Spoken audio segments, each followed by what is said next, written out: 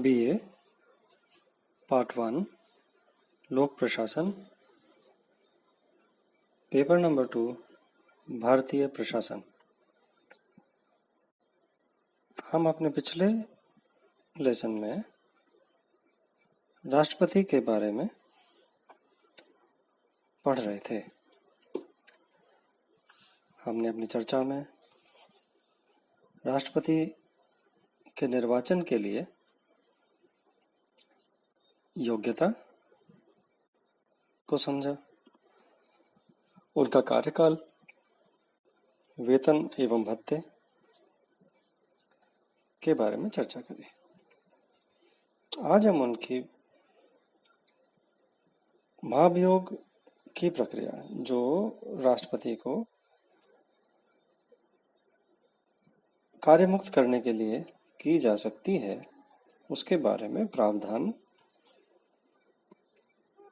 संविधान के अनुच्छेद 61 के अंदर मौजूद है। इस बारे में आज हम चर्चा करते हैं और उसके पश्चात हम निर्वाचन पद्धति के बारे में चर्चा करेंगे। राष्ट्रपति को अगर किसी संविधान के उल्लंघन के कारण या उनकी धाराओं के विरुद्ध आचरण के कारण राष्ट्रपति को हटाने का प्रावधान भारत के संविधान में दर्ज है। संविधान के अनुच्छेद 61 में ये उपबंधित किया गया है कि संविधान का उल्लंघन करने अथवा उसकी धाराओं के विरुद्ध आचरण करने पर राष्ट्रपति को महाभियोग द्वारा कार्यमुक्त किया जा सकता है। महाभियोग की प्रक्रिया संसद के किसी भी सदन में प्रारंभ की जा सकती है। यह अभियोग लगाने के लिए जिस सदन में यह अभियोग लगाया जाना है उस सदन की समस्त संख्या के 1/4 सदस्यों के हस्ताक्षर होना आवश्यक है। जैसे मान लीजिए हम उसको राज्यसभा में लेकर आ रहे हैं तो राज्यसभा के जो सदस्यता है उसका 1/4 सदस्य उस अभियोग पर हस्ताक्षर करेंगे और उसको प्रस्तावित करेंगे और यह संकल्प प्रस्तावित करने के पूर्व 14 दिन की स्पष्ट लिखित सूचना देना अनिवार्य है। मतलब ऐसा संकल्प अगर कहीं हमें किसी सदन में प्रस्ताव रखना है तो उस प्रस्ताव को रखने के 14 दिन पहले हमें इसकी सूचना देनी होगी उस सदन से। महाभियोग के प्रस्ताव को सदन की कुल सदस्य संख्या के कम से कम 2/3 बहुमत द्वारा पारित होना चाहिए। इस पारित होने वाली प्रक्रिया से पहले जब प्रस्ताव आता है तो उस पर वह सदन बहस करेगा। राष्ट्रपति को व्यक्तिगत रूप से या राष्ट्रपति को ये अधिकार है कि वो अपने किसी नुमाइंदे को उस सदन में भेजकर उस बहस का, उस आरोप का जवाब देने का अधिकार है। तो या तो राष्ट्रपति खुद मौजूद हो सकते हैं उस सदन में, उस बहस का जवाब दे सकते हैं, उन पर लगे आरोपों का जवाब दे सकते हैं। और अगर राष्ट्रपति ऐसा नहीं करते हैं, वे खुद स्वयं नहीं आना चाहते हैं लेकिन वो किसी को अपनी तरफ से भेज करके उसका जवाब देना चाहते हैं तो वैसा कर सकते हैं। यह उनको छूट रहती है। ऐसे जवाब देने के पश्चात उस बहस होने के बाद फिर उस जवाब राष्ट्रपति का या उनके नुमाइंदे द्वारा उस बहस का जवाब देने के बाद वह सदन उस प्रस्ताव पर वोट करता है और ऐसे वोट में अगर राष्ट्र उस प्रस्ताव के समर्थन में यानी राष्ट्रपति के खिलाफ 2/3 बहुमत, कम से कम 2/3 बहुमत से वह सदन उस प्रस्ताव को अगर पारित कर देता है तो सदन से वह पारित माना जाएगा। कम से कम 2/3 सदस्य उसको वोट करेंगे, कुल सदस्य संख्या के 2/3, यानी मौजूद के 2/3 नहीं, कुल जितने सदस्य होते हैं उस सदन में, उसके 2/3 लोग उस पर वोट कर उसको अगर पारित 2/3 के बहुमत से वो पारित होता है तो उस सदन से उसे पारित माना जाता है। अब ऐसा प्रस्ताव जब एक सदन से प्रस्ताव पारित हो जाएगा तब उसे दूसरे सदन में विचारार्थ भेजा जाएगा। यानी फॉर एग्जाम्पल हमने पहले उसको, अगर राज्यसभा में प्रस्ताव पेश हुआ है तो वह यहाँ से 2/3 बहुमत से पारित होकर फिर वह दूसरे सदन यानी लोकसभा में जाएगा। और अगर ऐसा प्रस्ताव लोकसभा में पहले पेश हुआ है तो वहां से 2/3 बहुमत से पारित होकर वह राज्यसभा में जाएगा। इस तरह से वो दूसरे सदन में जाएगा। यह सदन भी फिर वही प्रक्रिया करेगा कि महाभियोग के कारणों की जांच करेगा। इस स्तर पर राष्ट्रपति को अधिकार है कि वह स्वयं उपस्थित होकर अपनी स्थिति को स्पष्ट करें तथा जांच के दौरान अपना प्रतिनिधित्व प्रस्तुत करें। यदि सदन 2/3 बहुमत द्वारा प्रस्ताव को फिर पारित कर देता है यह सदन, तो राष्ट्रपति को अपना स्थान रिक्त करना पड़ता है। यानी इस सदन में भी अगर राष्ट्रपति के महाभियोग प्रस्ताव पर कम से कम 2/3 सदस्य फिर वापस उसको समर्थन दे देते हैं, उस प्रस्ताव को समर्थन दे देते हैं, हटाने के प्रस्ताव को समर्थन दे देते हैं, यानी राष्ट्रपति के खिलाफ मत दे देते हैं, तो वह राष्ट्रपति अपना स्थान रिक्त करने के लिए बाध्य हो जाते हैं। तो यह जो प्रक्रिया है इसे हम महाभियोग की प्रक्रिया कहते हैं और इसे हम किसी व्यक्ति को राष्ट्रपति के पद से अपदस्थ करने के लिए भारत के अंदर संसद में चला सकते हैं। ऐसी प्रक्रिया भारत में किसी राष्ट्रपति के खिलाफ नहीं हुई है। हमारे राष्ट्रपति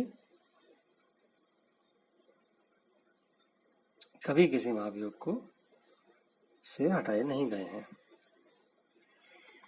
अब हम अपनी चर्चा के दूसरे पार्ट पे आते हैं, राष्ट्रपति के निर्वाचन पे, कि राष्ट्रपति का निर्वाचन भारत के अंदर किस तरह किया जाता है। देखिए, सबसे पहला जो इसमें समझने का पॉइंट है वह ये है कि राष्ट्रपति का निर्वाचन एक निर्वाचक मंडल द्वारा संपादित होता है।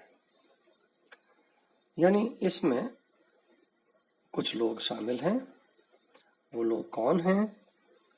वे लोग हैं संसद के दोनों सदनों के निर्वाचित सदस्य। यानी संसद में 2 सदन हैं, आप जानते ही हैं, लोकसभा और राज्यसभा। तो हमारी संसद के इन दोनों सदनों के जो निर्वाचित संसद सदस्य हैं, देखिए यहाँ पे कुछ लोग नामित भी हैं। जैसे हम जानते हैं कि लोकसभा के अंदर 2 आंग्ल भारतीय, एंग्लो इंडियंस राष्ट्रपति द्वारा नामित किए जा सकते हैं, और इसी तरह राज्यसभा के अंदर 12 सदस्य राष्ट्रपति द्वारा नामित किए जा सकते हैं। तो इस तरह एट द मोस्ट, सबसे मतलब अधिक से अधिक राज्यसभा के अंदर 238 निर्वाचित सदस्य होंगे और लोकसभा के अंदर अधिक से अधिक 543 निर्वाचित संसद सदस्य होंगे। इन दोनों सदनों के निर्वाचित सदस्यों के अलावा भारत के राज्यों की विधानसभाओं के निर्वाचित सदस्य भी शामिल होंगे। भारत देश में जितने भी राज्य हैं, उन राज्यों के जो निर्वाचित सदस्य हैं वो अब और शामिल होंगे हमारे संसद सदस्यों, निर्वाचित संसद सदस्यों के साथ, और ये सब मिल करके भारत के राष्ट्रपति के निर्वाचन में भाग लेते हैं। अब बात यह आती है कि जैसे बाकी सभी चुनाव सामान्यतः होते हैं जिसमें एक व्यक्ति एक vote, one man one vote या वन पर्सन वन वोट की प्रणाली चलती है।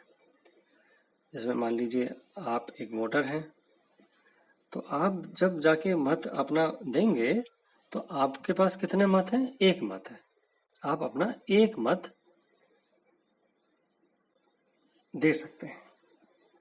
और आपके सामने अगर 5 प्रत्याशी हैं तो आप उनमें से अपना एक मत किसी एक प्रत्याशी को दे सकते हैं। बाकी 4 को आप अपना मत नहीं देते हैं। आपका मत एक ही होता है, मतलब एक व्यक्ति का एक ही वोट होता है और वो किसी भी एक प्रत्याशी को दिया जा सकता है। राष्ट्रपति के निर्वाचन में जो हमने आपको अभी 3 तरह के सदस्य बताए, जो कि राष्ट्रपति के निर्वाचन में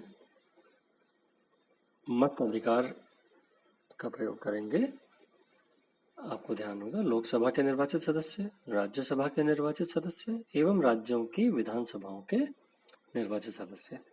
तो अब अगर यहाँ पे भी एक व्यक्ति एक मत होता तो हमारे देश के अंदर यह बात ऑब्जर्व की जा सकती थी कि जिस राज्य के अंदर बड़ी विधानसभा है वहाँ अधिक सदस्य भी हैं, और कोई राज्य बहुत छोटा है उसमें विधानसभा के सदस्यों की संख्या भी कम हो जाती है। तो ऐसी स्थिति के अंदर जो बड़ी विधानसभाएं हैं, जो बड़े राज्य हैं, उनमें ज्यादा मत हो जाएंगे और छोटे राज्यों के कम मत होने के कारण कोई राष्ट्रपति जो प्रत्याशी होगा वो छोटे राज्यों का तरफ ध्यान नहीं देगा या कम देगा, उनका वर्चस्व कम हो जाएगा उस निर्वाचन की प्रणाली के अंदर। तो ऐसा राष्ट्रपति पूरे भारत का प्रतिनिधित्व बराबर से कर सके, समान रूप से कर सके, ऐसा संभव नहीं होगा। यह हमारे संविधान निर्माताओं को समझ उस समय आया। तो ऐसी स्थिति के अंदर जो सामान्यतः एक व्यक्ति एक मत की प्रणाली होती है उसको उन्होंने नहीं रखा। उन्होंने एक प्रणाली बनाई जिसमें कि राष्ट्रपति के निर्वाचन में जो संसद सदस्य वोट करेंगे उन संसद सदस्यों का भी मत के ऊपर एक मूल्य लग जाएगा।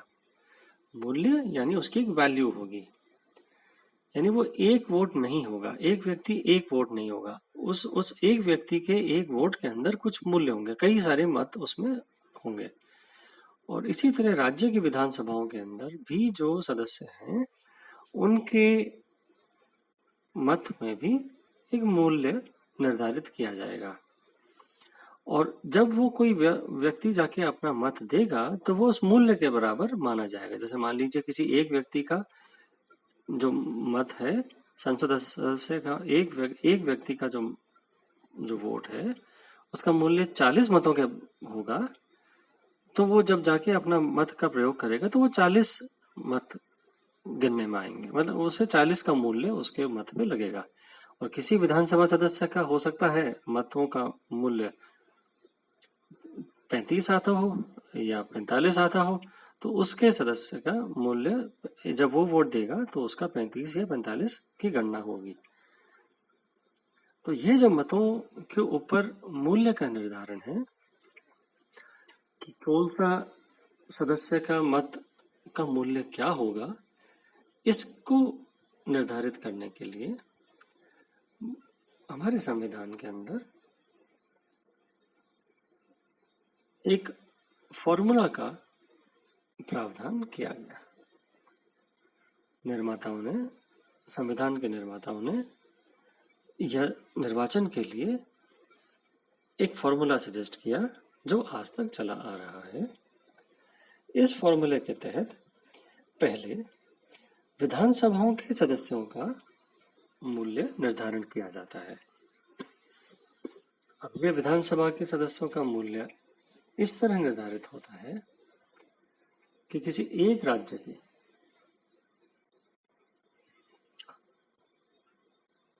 जनसंख्या उस राज्य की जो जनसंख्या है उसको डिवाइड किया जाता है, भाग दिया जाता है उसका राज्य विधानसभा के निर्वाचित सदस्यों की संख्या से।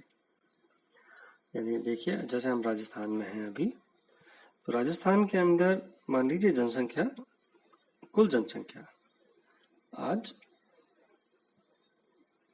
मान लीजिए 6 करोड़ है, और 6 करोड़ को हम उस फॉर्मूला में ऊपर लिखेंगे और उसको विभाजित करेंगे राज्य के विधानसभा के कुल निर्वाचित सदस्यों की संख्या से। तो वो हमारे राजस्थान राज्य के अंदर जैसे 200 होती है, तो हम 200 से 3 करोड़ को डिवाइड करेंगे। अब ये संख्या 6 करोड़ को डिवाइड करेंगे, अब यह संख्या भी बहुत बड़ी हो जाएगी, तो इसको जो भाग आएगा इसका, उसको भी फिर हम 1000 से और डिवाइड करेंगे। तो यानी हम 6 करोड़ को 200 और फिर उसके आगे 3 जीरो और लगा दिया जाए तो 2 लाख से डिवाइड कर रहे हैं। तो 6 करोड़ को 2 लाख से डिवाइड कर रहे हैं, ऐसे एक मूल्य आ जाएगा। यह एक एमएलए के वोट का मूल्य होगा। मैं यह बात आपको दोबारा समझाने की कोशिश करता हूं कि जब हम किसी विधानसभा के एक सदस्य के मूल्य को निर्धारित करने की कोशिश करते हैं, तो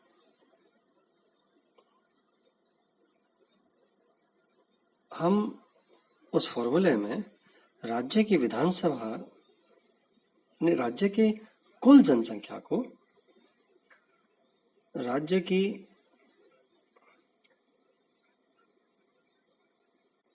विधानसभा सदस्यों के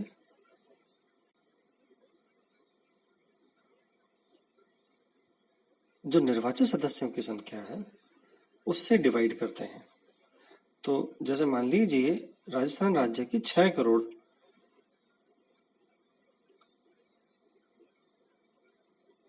है सदस्य, आपके मान लीजिए राजस्थान राज्य के राजस्थान राज्य के जो कुल जनसंख्या है वो है 6 करोड़, तो उसको हम डिवाइड करेंगे राजस्थान राज्य के विधानसभा सदस्यों के निर्वाचित सदस्यों की संख्या से, और निर्वाचित सदस्य संख्या कितनी है? 200 है। तो हम 6 करोड़ को 200 से डिवाइड करेंगे, यह संख्या भी बहुत बड़ी आ जाएगी। तो इसको भी हम फिर पुनः डिवाइड करेंगे 1000 और से, तो वो संख्या आ जाएगी फिर 6 करोड़ को हम 2 लाख से डिवाइड कर रहे हैं, तो इसमें आ जाएगा मूल्य 300। यह मैंने एक एग्जाम्पल दिया आपको। तो यह फॉर्मूला इस तरह चलेगा कि राज्य की कुल जनसंख्या को डिवाइड कर रहे हैं राज्य विधानसभा के निर्वाचित सदस्यों की संख्या से, और फिर उसको 1000 से डिवाइड कर रहे हैं। तो यह हमें उस राज्य की